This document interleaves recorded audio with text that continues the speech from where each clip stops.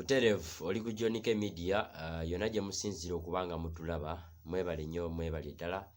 tubeebaza naddala mu abasubscribinga abatugoberera kye mukola kya kabi naawe atwaba omulundi ogusooka naawe osooka nga osubscribinga n'obeera ng'ofuna notification buli kye tunaabeera nga tutaddeyo ku YouTube channel yaffe eno eya Jonike Media. Kale nze Jonike Uganda once again tubaanirizaako mu part 2 ya Teacher Jole. Part 1 we twakoma nga tutegedde gyenvuddewe gye yasomera gye yazaalibwa ng'amaliza n'okusoma obusomesa. Kati we tugenda okgenda atandikirawa kubeera ng'asomesa paka ne waali ate ne mu media. Obusomesa bwe bumaze mu kati emyaka ng'emeka? Emyaka ziweeredde ddala. In fact myaka siringa 2. Myaka 2. Kubanga this is 2023. 2023. That is the day I got the appointment of the Ministry of Education or Public Service Commission. Nga nfuna appointment as a teacher. So myaka 2. Myaka 2. Mpangadde. Oluddewo. Era nze wengera ninda babaana be nsomesezzaako nga bankaddiye bali kunkaddiwako nga nze nkyali Jole nebaza just Katonda. Okay. Kale we twakoma ku part 1 nga tumaliriza ng'omaliriza okusoma kati ng'ogenda atandika kubeera ng'okola ki ng'onoonya mulimu. Katwaga kumanya watandikira ku ssomero ki, wasooka naawe n'osooka n'oyiribamu omanyi munnange omuntu amala okusoma okunoonya omulimu nako ne kufuuka omulimu. Oba ebyo byedda byo byali birungi oba mu mwali batono nga bw'omala okusoma ng'omulimu weguli. Kale era tebyali bizibu nnyo nga wikikiri kati. Don't nange atandika nga ngezesaako omukisa gwange. In fact nze waka ewaffe awo ejjami awo waliwo amasomero gali 2. Waliwo Jami Primary School, is a government school, ntubeera ne essomero lye bayita Mivule Primary School ga just waka gali ku luguudo nenga ffe tuliko emabega waago. So erimu Jami Primary School lyo ya majority ya Protestants then n'abasiraamu. Kati waliwo ko lino ly'abakatoliki. Kati jjukira nti maama wali tayaringa kati avira waka nawo kwa drug shop ku luguudo awo ejjami awo ku 8 awo. Kati abazadde bamu I think yafuna ba appointment from I don't know. Abadde yali by then chairperson school management committee. Kwaga amasomero. Akwesomero lye bayita Mivule. Ery'abakatoliki. Ery'abakatoliki exactly. Kati lwokuba kati anassa ebikiwo namala okusoma bwe nti nga tukyalinze exams kubanga jjukira nti by then abaana twakolanga final exams za Kyambogo nga omwezi gw'okuna kati bwe twamaliranga kati nga tukume ebigezo mwamalanga mu gwakuna finals kati nga n'okukuuma te results zidde nga 7-8 awo. So maama agamba kati can be teaching wano ku Mivule. So ntandikawo ku Mivule okubanga nkola ki nsomesa era Mivule nasomesawo ogwa that term 2 and term 3. Kati term the following year ate nsandikirawo term 1 the following year kati that's zize nayise kati term 1 nsomesako term 2 waliwo mukwano gwange tasoma naye kabwanga si obusomesa bali bamuyita Solomon Sebule. In fact is my close friend kuba kati aliwa right now waliwo ministry jakola waliwo company jakola nayo I think is an NGO yavaamu teaching. Kati tata we yali headmaster w'essomero baliyita Mbale Town View. Mbale Town View liri wano just mission yawo. Naku zino bazaawo essomero baliyita Elisa. Kirabika Town View afunamuko issues ne balitunda bennyini balitunda. Kati nzija omukwano gwange oyo ajja waka agamba nti Jole jangu osomese nga kiki nga waliwo ko eddibu nti yali asomesa Oluzungu yali mukyala nga yali ali buto kati nga is expecting okuzaala yonna kati bagala kulaba who is going to cover up that space. Kakati andeta teyinga mwenye tasomesa okusomera okwo yokubanga just ya tata we ate mukwano gwange. In fact amwagala nnyo omuntu akwagaze okufuna omulimu oyo tomwerabiranga tosobola. Kati intuka kusomero bangamba tugende tukolemuko interview. Of course bantwala mu class balabenga nsobola okusomesa nsobola kubanga ndi teacher nakulifanze nga sisobola. Yukira P7 ng'omanya abana mu kibuga kati ngamba nze nange nkudde ku kibuga yes nange mbasobola. Kati headmaster ngamba Jole picking essomero topic yonna mu Luzungu gy'obula gy'osobola. Yes tugenda kusomesa kulamu kwawo just a few statements chawo notes twaita lesson planning then tugende mu class kwanza kale ngenda mu class lutuka mu class na nyanjulayo yes children have got a new teacher abana banjagadde jukira nsenga sinaba kupula kwa katisaza n'omusajja mukulu olingo kyali mvubuka ngani mvubuka abana banjagadde in fact they liked me before even I began teaching tatiko okusomesaawo na topic ni speaking wale bajita if clause yeah jukira nti tubera ni topics tubera if 1 if 2 if 3 kati juka jina nisomesa eri gye ndikuva kati ngekyali mu bwongo omwo nyina gisomesa abana bajagala nnyo gamba already nanyini somero head teacher afollowinga agenda kulabanga sina kufuna ku kitabo wabulanga ndi kuvija mu mutwe nagamba unajja kukola tiyalwamu nandeka ndikwa nakanyi abana activity nagenda markinga mfuluma unafuluma kwe nti nagamba nti nkwagadde nnyo kakati topic jo badde kusomesa eyo yenyini jobo tandika nayo winyini agende bwotyo kumbe bale twana bakwisomesa konze fine jukira kati ngenda kuvira nga ejjami waffe ebudaka nzisomesa eki embale nfuna nako kagali ka sport seventy kati nanzija ngera nsomesa so tamu 2 tamu 3 egwa kwa bana kola PLE kati during the due course ate bananyini somero banjagala kati bampa obuvunanyizibwa nti jole nkasoma la Christmas sport n'olumu kitandika okujja ku ssomero obenga jago to be in charge of bana abapya bali reporting ku ssomero from different schools smart P1 bichi ebyo abakwa department endala kati onakaserenga kyeyongera oh definitely in fact bali bampa imitwalo zali musanvu kati banyogera ko nemba nafuna imitwalo 9 bakongerako ekyebiri kati ate onajjanga wano nga buli wenzirayo bampa 13 ate zaki just transport endale ya okujjo kati kinkolera bantu baleta abana ali jesonya lya mutwalo baleta abana baleta ate katutandika okusomesa mu holiday kati director ngamba bunaku nuku mu ntwalo 15 18 abiri ebadde nga abana bazire banja bazadde kati lumu waliwo omuzadde yali na Kenya kubanga yalakiraka yali mu Kenya nga n'abana be basomere muno kati agenda kuwulira nga waliwo town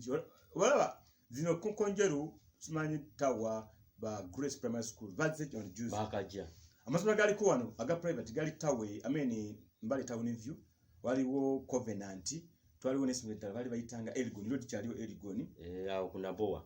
ni Joyce lili walinga ku progressive awo wansi katenga matono aga private atenga bazadde bana sente bagala abana basomera mu kimu private kati omusajja onajja ali anonye ekifo atuuka ngali mu kintu ambuza ngamba tugwana abana basoma bali mu holidays batandise okusoma lijesonye ngamba mutwalo gumu ana abana bana bona bawala omu yali mu kya musambu mulala ababiri bali mu kya kutano omu ngali mu P3 abuza kat boarding sente mikatali mitwalo abiri yes kati atokusoma mu holiday kandi kutandise tikwameka kwa mutwalo nti asaswa registration nga saswa no kusoma mu holiday kati wamala nagamba nti kankomeo nzije n'abaana yagenda n'aba okuleta abaana yajja abaana nga kugenda kusula mu kisulo nga kusasula fees ya mu boarding abaana bana ate nasasula mwaka mulamba ngasasula sente zali nyingi jukira nti mitwalo 2 buli mwana si abaana abana emitwalo 8 kati ate jukira nti 8 ku bya milioni 3 milioni zali ebiri mu milioni nga 2 muzizo yes jukira tasa students nizo kusoma mu holiday separately ne interviews kati director nani nisomero bali bamitakaba na baya sajja ali mu Giswati kujukira nti buli lwagulo nga ngala kudayo nga alino kujja ne muyitaita mu konfunya webati nga kolu ajja mukwasa okusoka school fees w'abaana abano bonna ngala sente pitirivu obukadde wali bubiro bani emitwalo bana dali around that kati nanga matazino nanga matawa waliwo muzadde musajja munakinyaze wano ni munyonyola emitamu kuntulu kusomesa boarding kibi kinagamba nti kati nasasula for the whole year ntabana we bali nti bali bali boarding nanga nabalabako nasanyuka nnyo jukira nti alinga ali kuzimba dometro kwongera ko yabawala emabega kweyo kiri nasanyuka nnyo kati mechi yakola yanzija kuzina zonna school fees zokka bino ebirala bino nagamba that is serious kigamba ingene kolamuko nine mitwalo ena debade za registration nine mitwalo ena ezokusoma mu holiday si mitwalo 8 kati ngole musajja apadde mitwalo 10 nti njja kuyamba ko abaana be gamba tukwa omwa yetaga ya akantu awo wekati kati nga nasente kumpi naye ngi mitwalo nga 20 mu jijo kati kyokiranga nakoze interview mu government wasomisanga walinga ngeno boperereza era nawe mbadengera kujja nti oyingira otya mu government kati mpulira nti bagala basomesa ba government mu Mbale district kati ninga muna nagamba tuve mu private eno manyi private service ruwaza kati ngamba kale tukola interview application yavu mu Nkukutu era interview ezajja ntukola mu Nkukutu tebatuyamba ebana tebategerana tukoze kati nga tusabirira nti baba naye wakijja kujja nga tuyisemu indeed that bezajja tuli mu kaholiday ako ndikulijesaninga abana wali ku town view ogenda kulaba wenti linya lyanga kwiriri ngamba mukama mulungi kati ngamba kati kibazajja omusajja ati awo mukusaba gwe jaso saba busabije bakutwala yeyo ngasagala kumanya baba anteka era the my first appointment sali mukati wa mchuga chembale analiko na Bumali wale somo balita mu last primary na Bumali kati gentandikira ku government kati omusajja maze kufuna appointment bantumye ku somero ne posting bajempadde okusoma kuno nakuli kutandika kati awo oli masanganzira kati nini ngamba nedda kati buno mulimo guze nokola ki nokola enogenda kati kinakola kwolwo nagenda kwakeyo nimpandika ebbaluwa eyokwebaza nga nebaza director onanyini somero nebaza headmaster kati yalinga metron yali manyire wa nanyini somero eryo mukyala niwandika ebbaluwa nga mbebaza banaye bali kumpa mulimo bali kunsasula bali kunjagala kati sali tabbaluwa nze mwenyini njiteka ku border egende kati zingenda ku reporting eri kusomero emulasi yes kati boda netwala nibafuna baluwa ate ntibayisa sibulungi ne bakaba you have lost jole kati jukira abalala abavuddewo bote tubebaza ezinzo sabye mwebale nnyo mwebale kunkuma ate nga mvuddewo nga ni clean toyinaako bala billion esente ezo nzikozesa okugulawo account kwa government ekisasula ngesente zigenda ku banka nali sina account yange awo ogulawo account yo busooka mu banka yes kati eri bunagenda eri emulazi nebangamba kati bwe bali kujja ku reportinga katutandika officially bandaze wokusula bampe nyumba accommodation kusumula kwe nyumba nibagamba I think kanzije next week and I can take on the fine kati kuma olunaku olwo nyine ku Monday nzoga guddewo ngenda ku somero officially bano ku town view bagambe banaye mwe bali kumako nsanga yo director pali mu office onani somero headmaster mwali fonna bajja bachega banaye bandaba abana banda kuli masanyu kama balozo okomyewo kigamba nimba agamba jolo genze nnyo tetujja kwirabira tukoledde nnyo we shall miss you ever era badde mubasomesa kubanga basomesa bazine bagenda negwe wekano laga nti webaza kati singa tebebaza director nakwata nampe emitwalo 3 odanyi ni somero headmaster napika omutwalo nagumpa oli metron muganda antavera sister wa director nakwata omutwalo nagumpa nga bakwebaza just kati awo mfune emitwalo emeka 5 emitwalo 5 zina kuzino myaka 2 emabega emitwalo gyali mingi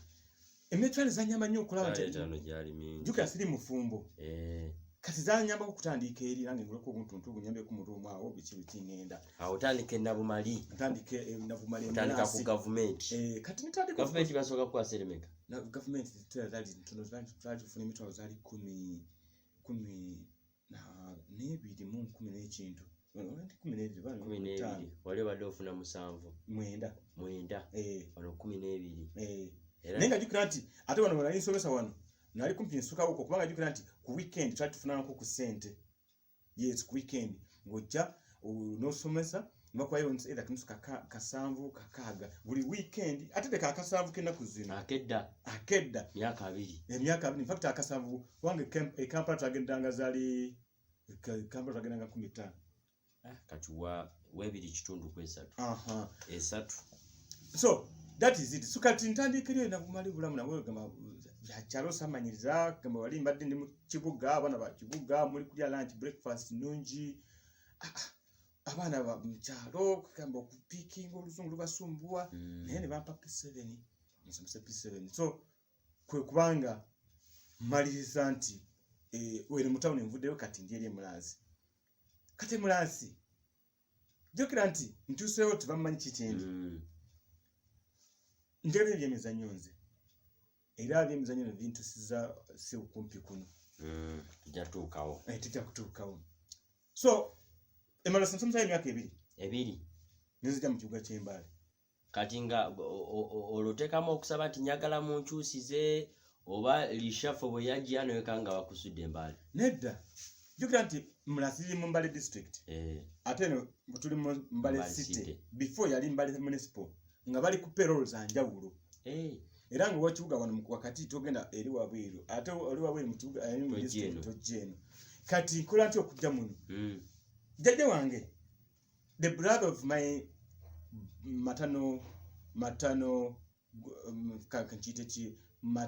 grandmother jajja azala mama omukyala okay kati muganda we oyo no abana mama wo abafuse ne kubwa jajja egamba azala mama omukyala azala mama abera jajja kati ndi ku jajja oyo jajja azala mama yes omukyala kati brother we naye musawo nga akola mu Mbale main hospital mu region eri ku psychiatric hospital y'abalwadde b'emitwe kati ate grand kusomesa nanga mind that's okay osomesa niwo mali mkyalo eyo nanga nga wala kati education officer mu Mbale city I mean Mbale municipal by then bali bamitana Manana Joy inga ba OBOG basoma naye basomako wamu kati jukira ta ejajja musawo ono education officer katanga no come I go to the office njikuna no mchalo no you have to come back to town here this is that wala nyo kumbe bakoze interviews ezabasomesa abapyo kujja mu Mbale city kyokanga nange nazitegeera ninzikola waliko kerino jja nokolako interview nene batakuwa aneda amanya tigana okufuluma kati jadde antwala wa education officer mu officer yatala mbula na kumukono ayogera naye nga mama naye mwana wange ndi mwana gama kata bali wala ne ate agamba ne kati ate yaludde kwa kati twakoze interviews ninga manakoze mama wakoze interviews ndi wakoze ntiye chindekere kati oli agamba jajja chindekere kwanza kati the following week amanya gali supposed kufuluma nagenda ku list bali bagala basomesa 14 nali wakuna ku linyiriri wali matana bali basooka wali wakuna kati bamba nankanya appointment ni posting bantu ala ku Wambogo enyo ngamba nti natandikira okusomesa wano mu kibuga ky'Embale era jinajja omwana gwaita Farukumia mu class okumuta mu kisaawe Wambogo so nsomesa Wambogo of course 2 years the third year kati yali deputy ku Wambogo bamwa essomero at the head teacher bali bayita St Joseph Gangama wane Gangama kati lokwa yanjagala nnyo I think I'm very lucky nti abasaba ba head teachers basomesa n'abaana banjagala Chacha nagamba nti ndino kugenda ni teacher Joel jukira mvira jami okujja mu kibuga ate ne wagenda ku Wambogo wali erovanga jami avira nga wakangala ne kuvira kana tebo wagenda eri egundi eri nali sulayo ku nyumba balabye nyumba jukira wala kati bwokoma mu Mbale ngoddayo waka nizayo waka wagamba bwe masomesa mu Mbale sisula mu Mbale wano kumpi kati wengena kugamba ngama edima di oyagamba oyagala tetejo lwaki nti I just like to go with him nagamba kale era ntugenda n'omukyalo oyo eri nebampa ennyumba Gangama yes kati Gangama nsulayo tusomesayo okwo mwaka 10 kati kambuze ani abeera avunanyizibwa ku kukyusa bana abasomesa kati education officer wa district wa Mbale city oba wa Mbale municipal by then era no ku district yakishana baganti kati ono tumutwale ku edit no radde wano akatate transfers ezisinzira wendo kubanga bakole transfer of maybe oluddewo ebanga dene that is 1 2 maybe wali akusabye walanze okubeera tugeze nga headmaster w'essomero n'aganyagala omusomesa bw'ati kati ate ono nawe bw'obadde owuuli nga obanga akwagala you can share it with the education officer yala kukola ki kutransferinga bibalingawo okwo kati era no ku North Road kwendi kuno North Road head teacher yali abaddeko bamutransferinga katali kuna makwiko private bamita Navugere Judith naye yansaba era agenda town clerk era ndi baluwa yandita wano ku North Road town clerk yawandikira education officer and take Jole to North Road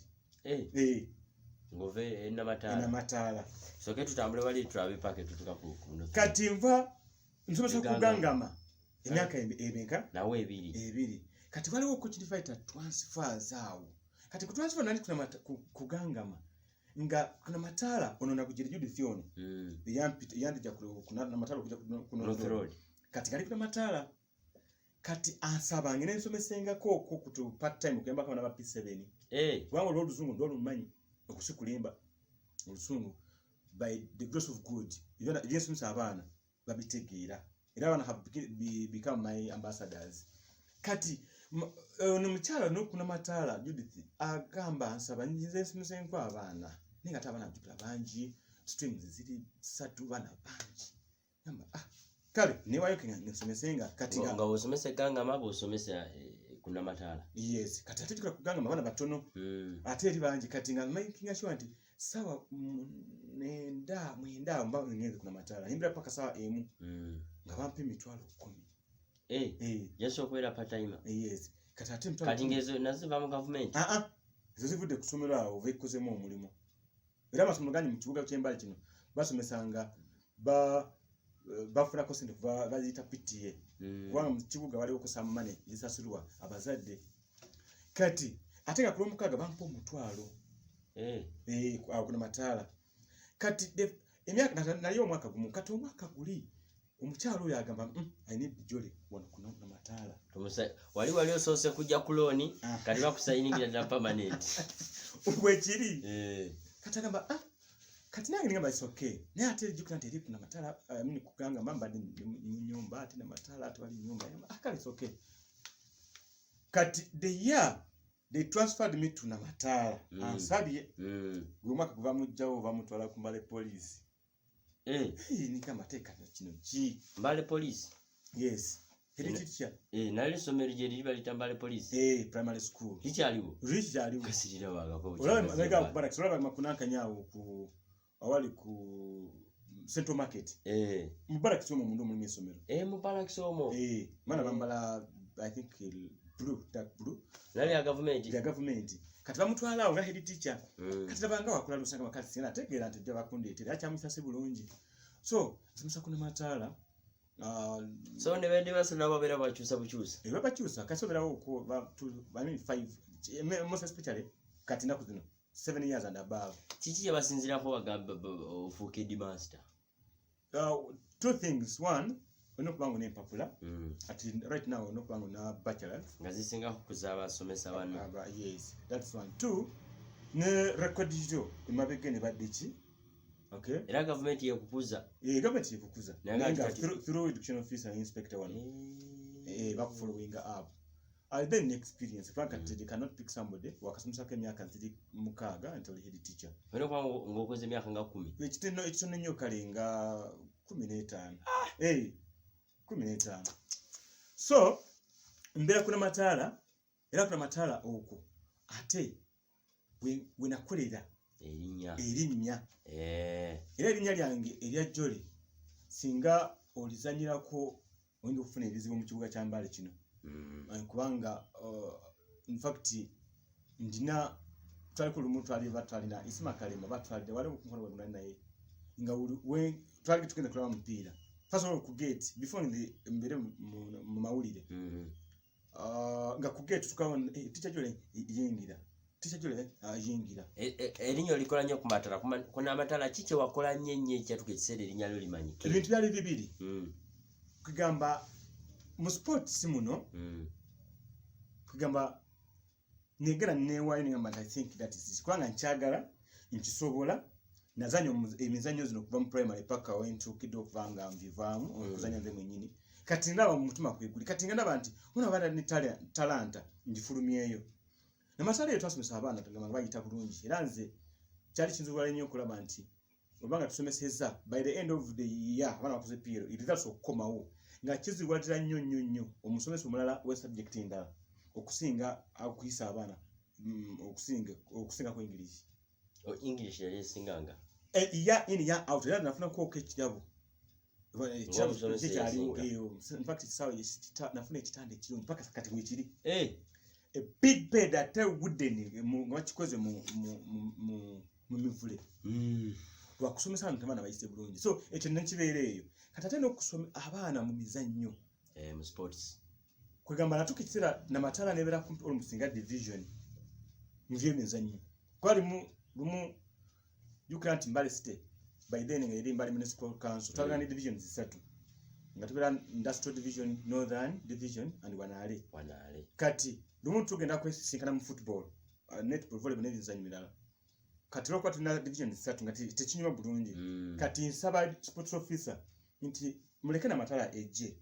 inga division yemale the division zimeka nya kati na matala northern industrial ni wanale nagamba saba mu meeting nagamba kale it's okay ebyaddala nga naba kali musoka na matala yali egwa muki mu northern yali mu industrial okay kati na matala tugenda mu competition najukira nti I'm in charge of na matala primary and the coach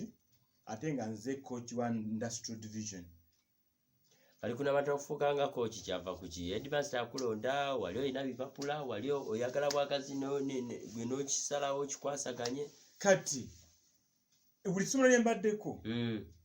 mbadde games teacher ate not waliwo games teacher okulaba nti is just a placeholder ne ali hands on kubane mulasi ngamba jinagenda natuukanga waliwo yabadde yali games teacher at that school kati following year okali natuuka ne muyambako nga ndaba waliwo yasobola tatasobola ne muyambako kati simulete granti atensinga ko oli aliko era the following year namukyusa ngampanzo obukulu wa games teacher kusomera eryo Unavyo nizija ku Wambogo. Mutuka ku Wambogo kwaliko games teacher. Right time musajja mukulu is the deputy teacher era abadde ku North Road yabo. I think this year here may go on transfer. Bali mumita wa Lucio Steven nga games teacher. Niko laba nti ku training of course ngaliwo ku kibulamu. Kubanga ne bamukwata ku nkona. Kale namuyamba konti kuyambeko. Ye mwenye nakiriza. Nti nedda. Ono kabire games teacher. Ngalabo omusinga. Ekizino tekisangika. Omuntu okukiza nti omusinga. In fact yakiriza era nga nagamba ajole kati take it on. Kati nga obakochi wali obusomi oba justinga. No, I thank God nti leadership skills nali njirina. Kubanga right from primary nga coach wafu ya training mu muzanyo omupira. Nti wabanga aliko busy nga gamba jole tukabano batwalenga mu drills nja kusanga. Ntegera. Unagenda mu secondary chekimu. Eno ngasoma okusomesa ekawangasi. Sports tutor bali amuyitawo eruba Sam. Nga ajakola ko busy. Nga ndi coach player. Agamba jole kwata muko bano ndiko busy leso ja kujjayo. Ate nga nebane bampe kitibwa. Kati nikulanga munda munze ndi coach. Kati ngewe tuka ndabanga waliwo kyali kola kitali kyekyo nga ndaba mpuli obulumi nandibadde nga nkitereezaamu kati bwe ntuuka ate unavaawo ku Wambogo ngenda ku Gangama era nampa ekifo kya games teacher era bane Gangama odi namatala era nawe nebakikuwa kati begenda ku Gangama kuna matala nsangayo one of the experienced teachers yena nayenga abadde nnyo mu sports bali bamuyita in fact akyali bamuyita Malere Collins kati asomesa na Buyonga primary school kati no Malere yali games teacher twasambako naye twazanyako naye nga ye asoma busomesa nga ali ku Nyondo PTC nga nze ndi Kabwangasi kati we twese era twali tukena naye for nationals yes kati we tusekana wali that year yali games teacher the following year ne bamujjako nambanga nza games teacher yes so wekibadde nina matala kanna matala gundi kitona tizojukira zola zakola munye byafaayo nga tunaja ku North Road in fact nzijukira tournament nyakolamu ko byafaayo Coca-Cola under 14 mwaka ki gwali 2010 2010 yeah 2010 walako kati era in fact mwaka Coca-Cola yalekerawo sponsoringa primary games kwa yali sponsoringa only cities municipals in Uganda kati nga mwekubamu ko paka nfunamuko champion mugenda for nationals so mwaka ogwo ngulaba nti ebyaddala kisijja kukirabira kubanga amasomero gali mangi muno mu kibuga ky'Embale naye nakuba buli ssomero muno mu Mbale era final yali ku Covenant yawo nakuba yali fairway okwalifying ogenda for national era taligenda ggulu mu bana banagenda nawe ggulu right now nawo abaana abalinga bana abasambira national team mu 2010 awo in fact nali n'abaana abalungi ennyo olaba ne ojjukirako bani ntujjukirako wano wali omulenzi bali bamuyita Kasumba Umaru Kasumba then omulenzi omulala agenda nabweru oyo James Halifa ono yaliko mu URA bypass yes then waliwo omulenzi omulala yakosa kasambira Kenya yali musajja muzanezi muna Kenya yasambira Kenya yali Gor Mahia then abana balikyaliko wano waliwo Okiro Jackson kati asamba abali mu Sky Okiro Jackson is a defender and babalenzi webali babalo moko mwaka kali okyali ku John K Media tune tikyajole nga atunyonyola ensonga gyayise paka na kati wano tuli kati ku North Road uli era yegwe coach atera yegwe coach owa timu eyambali City correct ekifo kiruddemu okibaze bangaki simanyera era kuna matalanga yegwe in fact ekifo kino nkifuna ntya ekifo kino nga nakajja mu City Council nali ku Wambogo waliwo ko games zino za Coca-Cola kuganda Coca-Cola mbali municipal ya hostingako era Maluku primary ya hostinga kati kasumsa kumbali kunanga ni ku Wambogo eyo kati pekwa mu kokulaba timu chegena representing mbali City na Wambogo jukras mu lipia teri manyi era abantu Wambogo kati n'abaana bali bava mu prison yomo bana bapromote bakiba abana bagabalungi nkuba abantu bange kati bisonga somero kiri aliko mana matala kuvadanga sija kusagirako na matala kuvadanga sija no mukwata no mukuba na matala kati na matala tutuka mu final na ye nga Maluku ye yayisemu lwachi is the host automatically ye yayisemu kati tuka ku final ni na matala Inkwata matala nga uli match manyi na matala mu first of all erinya deni teryamukwata mu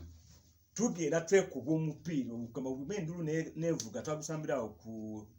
kwa Gakan right now waliwo esomero bali abasawo kwa Gakan olaba na matala primary nechi I mean awo ekidda ku kizimbe kyo kiraba waliwo nakuzamba waliwo ki just nga kumbali sesi awo na matala nayo awo kati twakubira final tugenda 0-0 tugenda mu second mu bunya atinga nda goalkeeper mulungi nakuzuna azanyira goalkeeper oyo is a goalkeeper of abade timba yavamu I think ne mu nankani mu region bali bamita obudubire Paul na mulungi wamanyi nti tugenda mu bunya na matala North Road timba zezimbutimwe zasana utimba nerigo ni Miraz munebe fakoni basale nasomna wabwiro okusamba omupiira nasomna Kampala kati utugenda mu bunya bali baganti atusambe ngate nga matumane tusambe alobugudde nga matumane mu bunya unfortunately abana bangi babiri bakubaki babwiro na mutane nekolaki neitawo jukira nti abane bona inspectors manyi bona sports officer bona bali abakolaki aliboneka ne bebuza kana akatima akatute namatala mu bunya yana coachinga kati headmaster wa Maluku primary ansaba coaching etumya na Maluku kubanga igenda ku hostinga yana matala Maluku primary igenda ku hostinga ki Coca-Cola eyo kati na matala wana isewo futubade bakubiri kakati nga bataka ko timu ki kati Maluku ni primary beba agenda kola ki kozi Maluku yaitawo kubanga yade host nga banonyayo anamwe engatako bakwe ku final banonyako champion kati olutuuka kati nyenzeri kati mesa na majole the host jole twakukozeko research ng'otagaza abantu oli musajja muzibu nkusabako ekintu kimu erinnya lya Namaluuku libere zibu kubanga marketing director era yali esemizanyo zino okubeera emaluuku embaale yasomerako ku Maluuku kati Maluuku yajagaza ebirungi nkusabye okole ttiimu ennungi ningamba nti abaana b'Emaluuku nalabako bwe bati nga si balungi nimusaba nti anzikirize nkoleko okwo ka selection in different schools feka abaana kati ebyo bicuba byennyini kati ngera kuwambugu abaana bameka basatu kwegamba ebicuba byava dda edda era lekyabirako mu Maluuku kugibaninga kati ngenda ku North Road nzijako abaana bameka babiri ngenda ku Namakwekwe wali omulenzi bamuyita Awiki Andrew is a goalkeeper also abadde ba mu ttiimu ki mujjayo nekola selection y'abaana ettiimu nebeera nzibu nnyo kati ettiimu tulipotinga kati mu kampu nga nange nsula mu kampu awo ku Maluuku nga headmaster ngambye nti Jole singa otwala ekikopo kyo wone emitwalo gwo 2 2 kwanze kale ngenifa n'abasajja kati tukira Maluuku okubeera nti host kusamba omupiira okukola ki okusooka batuteeka mu group jukira all schools that have come are from city not districts of city Kampala ivuddeyo Kampala uli division ya sendikanga uli division ya Kampala sendikanga team era Kampala davaya team 5 kati Mbarara Gulu Masaka Jinja Mbale biti lira kati etimu gye bampa okugulawo kubanga mu group basidinga kati twelondera wane agenda funa mu group yo kati bampa etimu enzibu zokka etimu yatwala ekikopo the previous year ngere mu group yange guma wali etimu ve Kampala bali bagiyita njera bidde Citizen ekitimu kuve Masaka fusime bali bagiyita ni Nyendo something nga nzibu nnyo abakuteerawo timu enzibu mu group kati okugulawo bakugamba nti londawo bwe host oyagala kutandika nani akwe chance nero kutandako timu zona amannya agomati agona manene ninonda Citizen ogwasuka gwagenda kutya nakuba omusajja goals 3 kubwerere awo malu police primary school mu group wayitamu nayitamu nga ndi ku top saluzinga ku mupiira era mu kifo ky'okulizunga omupiira batuwa baani nga bamaze bazuula nti mulina abacuba ate omuntu atuweesa baani yali musomesa wa Namataala wa by then games teacher wa Namataala nakakyaliyo may hustle rest in peace wadika Namataala mweri mu league ni Maluuku Namataala ne bagikuba empira gyawe gyonna ate yaloopa kati ate babalaba nti eba champion baki basiti bembaale ate Maluuku eri kuba buli omu kati bano ebateka mu kwenugu in fact omukyalo yali ava Gulu eyo kati Gulu yali esomero yavaayo bava gamba nti etimu gimugenda kusamba nayo erimu abacuba erimu abaana b'essomero lino omu oba babiri kati tuli awo envuvu ekitegeeza ebicuba bineeno okukwata omuntu wabaawo omu yagenda n'agamba bali erimu abeera abategeera kati tuli awo olweggulu awo envuvu nga tugenda kusamba semi-final nga tukubye group stages buli omu tukubye knockout tukubye buli omu mutuse ku semi kati tugenda ku semi nga te semi akatimu kwatuwadde nga twakakubyeko mu group etimu bali bagiyita Jole primary school liri Kampala eyo ng'eyina erinnya nga liryo kati tuli awo olweggulu awo bagamba simanyi ate simanyi bali baloopye kati olweggulu headmaster n'agibulira ensonga ezo ne sports officer batuyita Jole there's an issue kati bana bamekana ne babalira abaana batali basomero eryo ntendi kati tubateekateeka oyogera bwoti okimanyi nga okeera ku makya batuyita ku assembly basooka bagabira buli ssomero ate nga Coca-Cola neeteeka kasaba kuzuula nti onaki omucuba genda era mukampu va kweddakiika 2 fuluma essentially kyatuluma nnyo kale imagine nti wetutuuka ku assembly ne balangirira biki binagamba kati right now can we have Maluuku coach and the team mu technical nankani ninga twakimanyi tugenda tusetisa abaana bagenda na messing up omwana bakwata omwana ogwosomera wano onikyakumeka kyakuna tutwale ku P4 omwana akwata ku library so baninga ekitegeeza mwabagamba naye ate ne bababuuza bye mutabagamba so erinnya lyange kati balitegeerera nti ni muzibu awo ofuukire w'amaanyi kati that very year Mbale City baginkwasa n'omunnange bamuyita Malere Collins jikira ye abadde nnyo mu City for a long time kati tubeera naye kati mugikoachingidde emyaka emeka kati twakoachinga nayo kyali emyaka ng'ebiri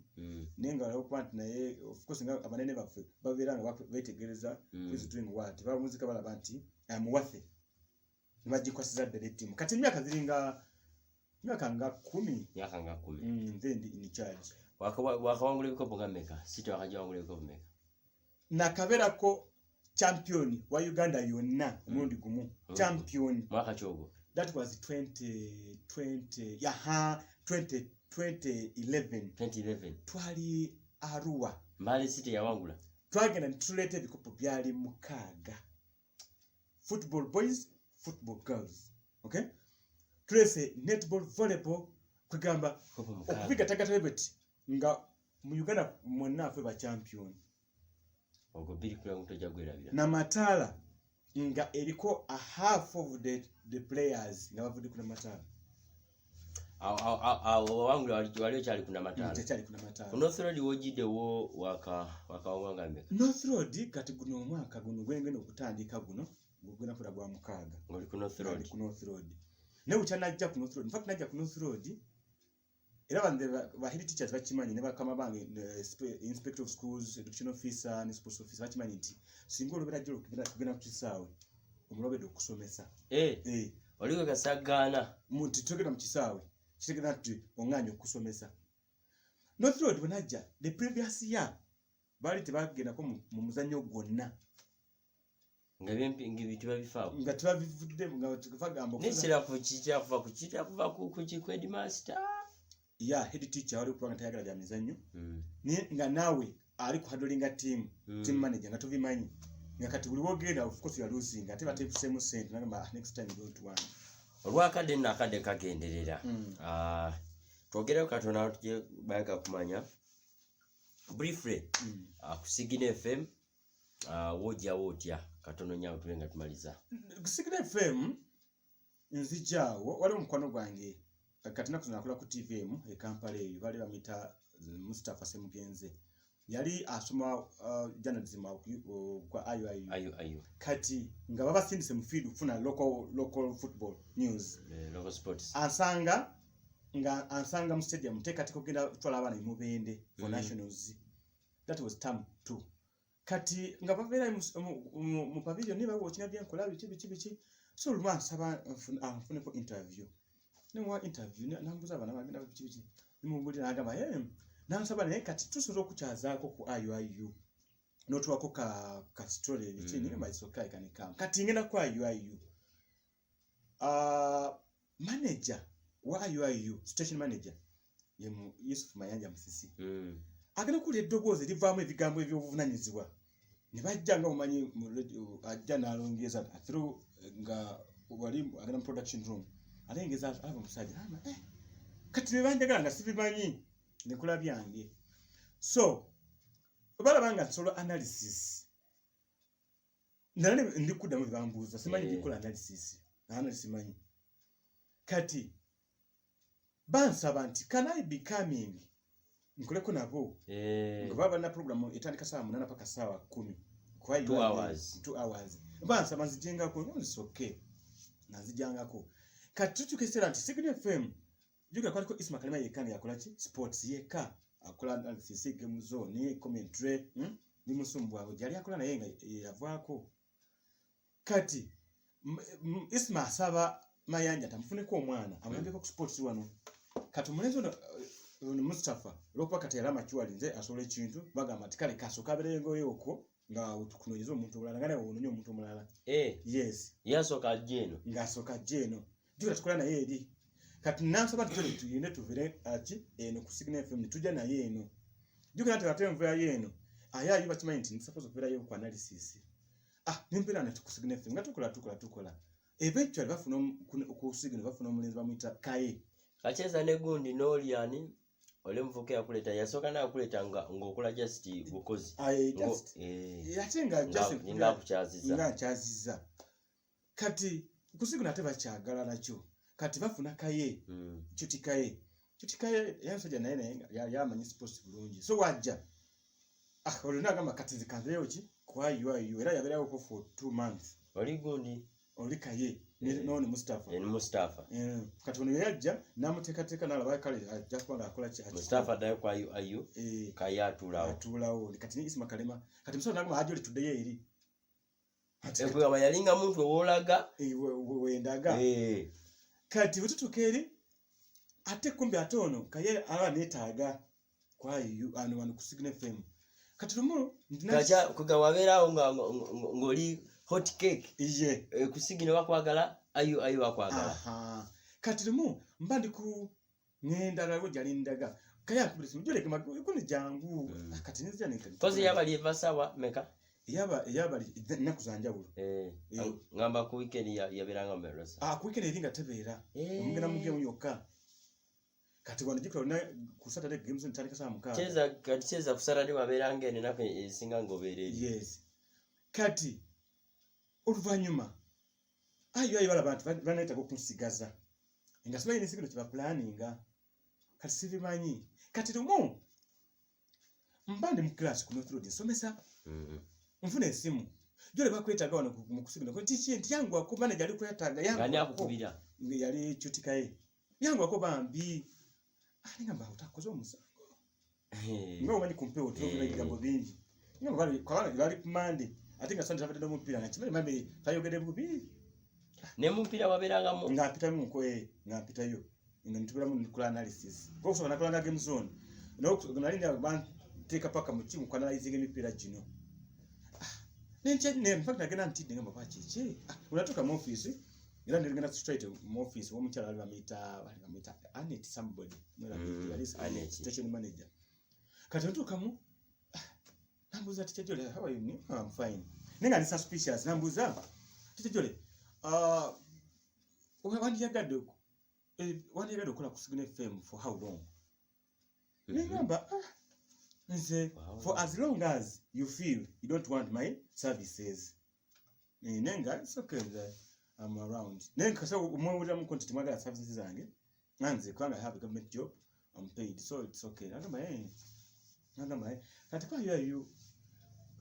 ushagenda yo nti yangenda yo kwanga nti yanditako wano era ya so nchali kwa yo nti kati nangamba nti nga management ya Signal FM twatudde tulabanga tukwetaaga obadde okola bulungi so twakuwadde omulimu officially kakati tukusaba owandike ebbaluwa esaba omulimu you attach your academic and professional papers ozireete kakitegeza abakuwa omulimu eri baba bakujeeyo kati nga kulimbe mukama waffe nga byetaaga ebintu ebyo okuva ku nzi byonna kati benga kati mukozi kati so wefuna omulimu permanently kati era nempuliranga kati kiyinzibwalira ngende kwayo nje ku akali achwate kyasoboka tega kwayo mayanja musisi Yosefu station manager naye aplanninga kola ekyo era he was very disappointed. He had told Isma Kalema and Evans emirundi mingi ngamba ni mwanzi bako omukozi wange nakati atero kyogeranga mwanzi bako omukozi wange bali banjagala kale nebaza Katonda nti that's how I came to kitegeeza Signal FM yagenda okusayingira ne ayo yali planning exactly kati kinyamba ku Signal FM nti one ndi wano nsula wano kumpi mu kibuga ky'Embale I can walk there to work na ate ko ayo walako wetaga mukolo nsolo 10 okugenda ni wano so tambula n'ebigeri wano so na compare mu ngamba it's okay so kopera ku Signal FM era kati obazo myaka meka Signal FM I think officially gwino okubangu no mwaka gwa kutano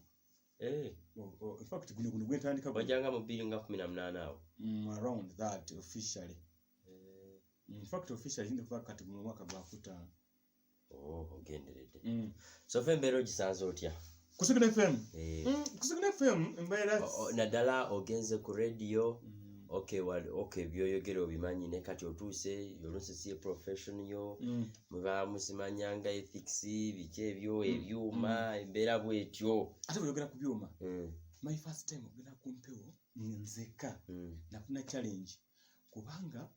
twakolanga first nomanyi you are hosting me ziri mbera ku muzindalo yogera bwogezi kati lumuka ye afuna mu ka emergency tugenda ku game zone agenda akubira esimu nga saa zigenza ali kusimbuka nga majoro jagenda okoleki okole ane tafalida kukola so agenda nenga ali kumontaringa ku simu kuma ku radio agenda ntuka gamba of course kwendi irima amasanya gazikiraho kati amasanya bgadda okuteka kebyuma mbitandike gabo video challenge eyo sija kwirabira aho tewali producer alitali wakuyambe producer ngatali wo jukira kulomuka gatanyo kwebiraho fika bakimanyi babye mizanyo bwebali olusija kubera olwo ya nenge experience mwa of course ku radio never tasigeno kubanga the computer nalisi jimanyi nnyo kiri ya nenga sikale right now rasimanyi computer kiri yawo ne wali ku ebintu kati nsobola okwekula ku computer bituno era ekyo kinanyi kifunye ku Signal FM nerinya lyennyini erinya kubanga abantu bangi nnyo bagala yongera erinya kati wali olina just wano mu masomero mu basomesa kumbali mu site omwo kati kyagenda kumpewo ne outside abali eyigaga bawule tikyajyo bali mutali sorote mutali kapitala kusiya ekyo nakyo in fact nkibaza dala katonda nkifunye ku Signal FM okay akatalekeka nozanga tumaliza ndawo budde bugenze akatalekeka ebyadala ense jole waliwo ebintu byendabanga emirimu zino wetagamu kwerekereza waliwo ku ebintu byolaba nze jole mpira nnyo mutu coaching football bandi mizanyo emirala nimbiranye n'abaana bawala bano bali very tempting yobanga tena mutima mugumu kwegamba obuziko obakwanye nebaza katonda nti akadde konna kembadde nsuze n'abaana mu nyumba ne basula mu nyumba yange abawala mbadde nabo ntambudde nabo kwa naye nga sibakwataku nakipiza ekitiibwa ekyo nja kukyebaza katonda era nsaba nti kigende bwe kityo that's two I mean 1 2 ku Signal FM okwo by the way sifuna sente nyingi kiri awo funa sente ntono nnyo nenga ntono ku mutazibulira naye nyingi kunze kubanga nkola gye nkifunyamu nengikozesa bingi kozesa muko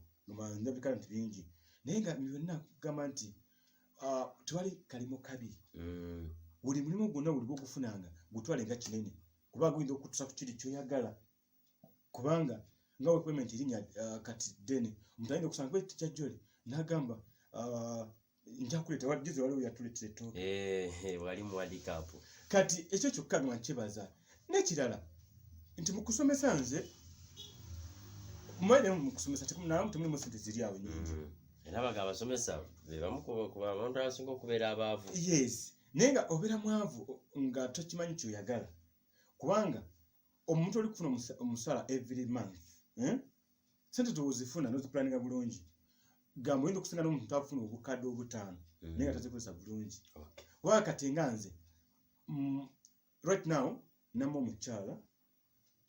tuli ba wedding era olaba nti empita kweri yetugiraba kweri agamba atya mama asante abadde mulungi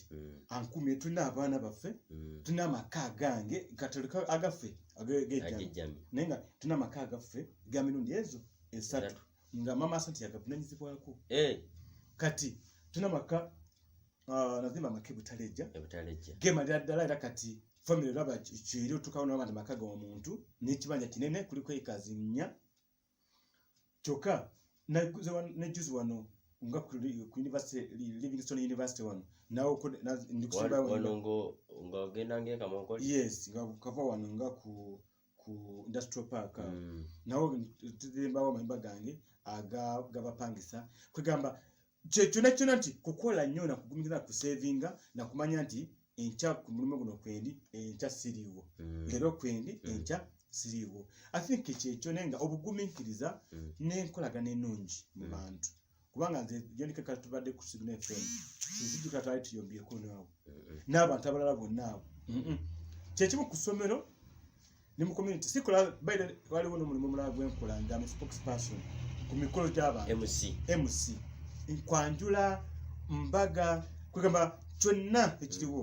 era oyinza okubeera we weekend bagamba nti jangu okuleka omukolo nga ate ajja kuwa wansi utaka wansi emitwalo ameka 2 so nolaba nti ekyo kyonna gamba nti erinnya olisimbye kibi nnyo Jonike okunona erinnya lyo era erinnya lyange ndikoleredde ebbanga singa nkulabanga oli kwagala kusiga erinnya lyange enziro nze fafagana naawe ojayo enjala okwita kwekanjala kwekenjala kale kade kagenze tikyajola akyalina embuuzi tasobola kubinyumya n'ebiggwayo n'olala nja kumukomyawo ekirungi Kasamba mutegedde naye kuno nga abuulirira waliwo ne programu gye bakola ey'abafumbo ne kalima bagita ati amayengo mu maka musajja abuulirira era ku Signal FM kuva ku ssaawa 2 paka ssaawa 3 buli lwakutaano abeera lwakutaano olweggulo okuva ssaawa 2 olweggulo paka ssaawa 3 buli lwakutaano kale era nja mukomyawo tubeere nga twogera ku nsonga ng'ebyo akubuulira bwebityo nange nkwebaza webali kunkyazaako ku mukutu gwo guno ndaba abantu bagujjumbidde era kuba nange neebala nti ndi wa mukisa okulaba nti ompadde ku mukisa guno tunyumyanguko naawe kale tweyanzege tujja mukomya tikyajole ku nsonga endala ne panaawo tubadde twogera ku gyenvuddewe naye ka tujja kumukomya nga twogera ku bintu birala Mukama Katonda abankuumire mwongere okubanga musubscribinga musharinge mukomentinge mwebale nnyo